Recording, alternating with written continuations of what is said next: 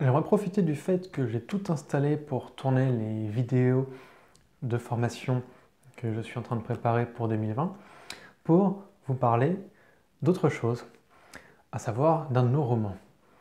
Et oui, c'est beaucoup les blogueuses ou les booktubeuses qui prennent le temps de parler de nos textes, de nos romans comme ça en vidéo. Et puis nous, on ne le fait pas. On n'explique pas trop pourquoi est-ce qu'on choisit tel roman, pourquoi est-ce que tel nous plaît, pourquoi est-ce qu'on a investi autant de temps et d'énergie dans un roman, qu'est-ce qui fait que ça fonctionne.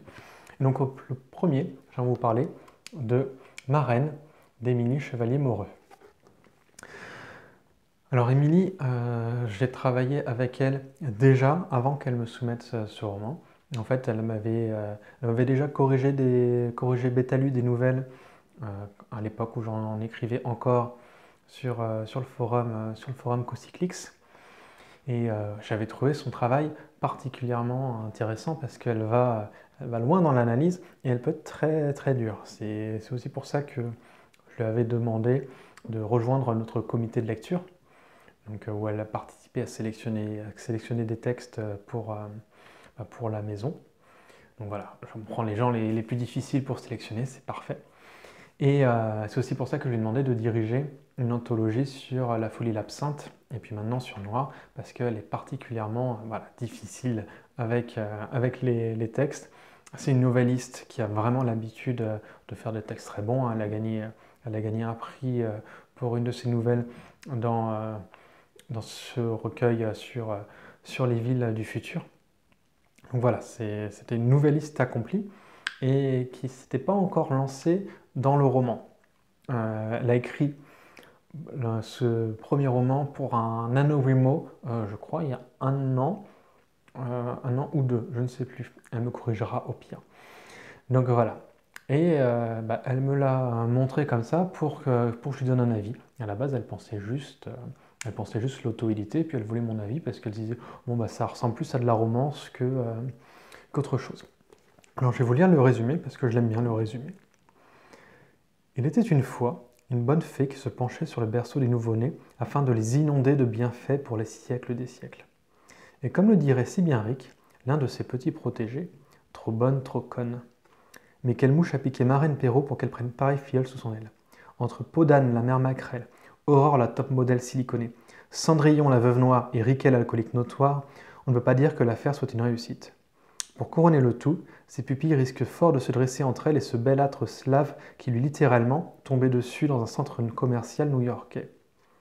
Parviendra-t-elle à se débarrasser de ces obligations qui l'accablent depuis si longtemps pour enfin trouver chaussure à son pied? Pas si facile quand on fait un petit 36.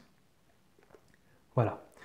Et je pense que ce résumé résume, c'est parfait, bravo Morgane, le livre dans ce qu'il a de plus réussi. C'est-à-dire qu'on est sur une réinterprétation de contes de fées. Il faut savoir qu'en général, j'ai horreur de ça. On reçoit souvent des manuscrits qui réinterprètent pour la troisième, la quatrième, la cinquième fois des contes qui s'est souvent vu et revu. J'avais bien aimé la série de BD Fable et le jeu qui en était lié, où c'était une réinterprétation de contes de fées version film noir un peu polar. Là, c'était très chouette. Et je ne m'attendais pas à ce que Marraine soit aussi réussie sur le sujet. Parce qu'avec Marraine, on suit donc la bonne fée donc dans son histoire passée, plutôt, je ne sais plus si c'est 11e ou 13e siècle, enfin, l'époque Moyen-Âge, l'époque des contes, et puis moderne à New York d'aujourd'hui. Et puis c'est un récit qui, comme on a vu dans le résumé, présente les filleuls comme des êtres qui sont devenus abominables. Et c'est ce que j'ai vraiment aimé dans ce livre, c'est qu'il y a un fond assez sombre. On a des scènes qui peuvent aller dans le noir, qui sont jamais décrites de manière très, très sombre. Il y a toujours ce petit côté guilleret et léger qu'Émilie maîtrise très bien.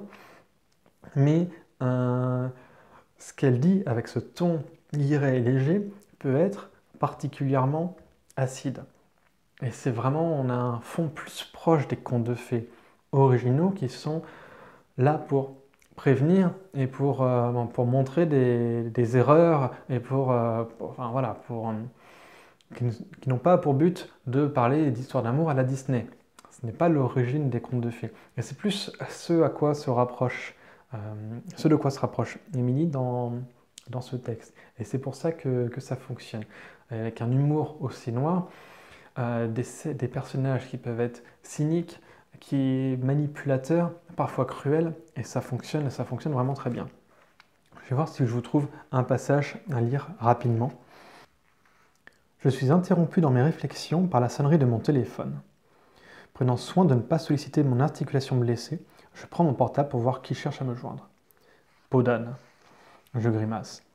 La jeune femme n'est pas la plus sympathique de mes filleules. Entre nous, les relations n'ont jamais été simples. Je décroche néanmoins, non sans avoir auparavant pris une grande inspiration. Peau d'âne, ma chérie, qui me vaut le plaisir. Le téléphone coincé entre l'oreille et l'épaule, je fais quelques pas dans le salon, laissant traîner mes doigts sur le dos de mon canapé, replaçant quelques bibelots sur la table basse. Je tente de me concentrer, mais mon esprit est ailleurs. Quelque part dans un taxi, aux côtés d'un beau ténébreux aux yeux de braise. Mais que m'arrive-t-il donc? Depuis quand suis-je aussi fleur bleue? M'a protégée débite tout un tas d'inepties concernant son prénom qui ne lui plaît plus et dont elle veut changer.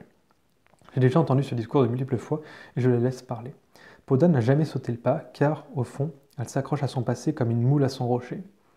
Malgré tout, je lui prête l'oreille la plus attentive possible car je sais que la moindre inattention de ma part peut mettre ma filleule dans une colère noire et conduire à des débordements regrettables.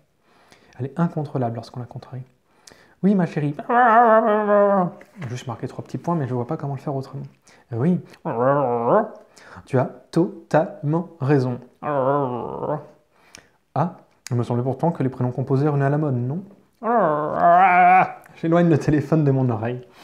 Les cris de mon interlocutrice résonnent dans le silence de mon salon. Pas de problème, ma douce, reprends-je. Comment souhaites-tu que l'on t'appelle dorénavant? Anne? Pardon, Anne? Oh, c'est joli, ça, Anne. Oui, Anna, ce n'est pas mal non plus. Il y a déjà une princesse qui s'appelle Anna, il paraît qu'elle a pas mal la cote en ce moment. Non, je ne la connais pas personnellement. Je n'ai jamais eu de contrat dans le nord de l'Europe, tu le sais. D'accord, je me renseignerai. Sans faute. Au revoir, Pod. Oups, à bientôt, Anna. Ma chérie, je t'embrasse. Bye. Je raccroche avec une grimace affolée. J'ai tout de même le temps d'entendre les hurlements et les menaces hystériques proférées par un protégé. Je pose mon téléphone loin de moi, comme s'il pouvait me mordre à tout moment, puis me lève, prends un plaid douillet et m'approche de la fenêtre pour observer les passants dans Cobble Hill Park. Je suis fatigué du comportement de mes filles. Je dois aussi admettre qu'il m'est de plus en plus difficile de les contrôler. Avec les siècles, ils ont tous développé des psychoses plus ou moins ponctuées d'accès de violence et de paranoïa. Et voilà, en une petite lecture, le cœur du texte. Donc moi, qui ne m'attendait pas forcément à apprécier autant ce roman. Je l'ai beaucoup aimé. Et c'est pour ça qu'on a vraiment voulu lui donner une chance avec Émilie.